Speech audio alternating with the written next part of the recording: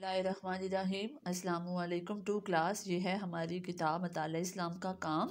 सबक नंबर है 8। उन्वान है हमारा इस्लाम।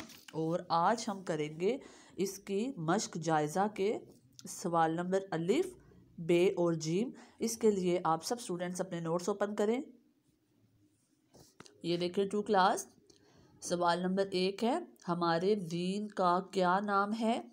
जवाब है हमारे दीन का नाम इस्लाम है। उसके बाद है सवाल नंबर 2, इस्लाम के 5 अरकान कौन कौन से हैं? तो जवाब है कलमा तैयबा, नमाज, ज़कात, रोज़ा और हज।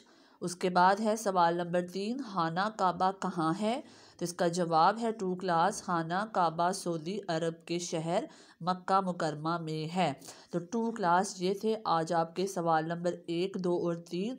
आप सब स्टूडेंट्स ने इन 3 सवालात के जवाबात बहुत अच्छे से याद करने हैं। इसे अपने नोटबुक में लिखना है और फिर इसकी रिटन प्रैक्टिस भी करनी है। तो यही था हमारा आज का मताला इस्लाम का काम। आप सब स्टूडेंट्स अपना बहुत ख्याल रखिएगा। अल्लाह हाफिज़।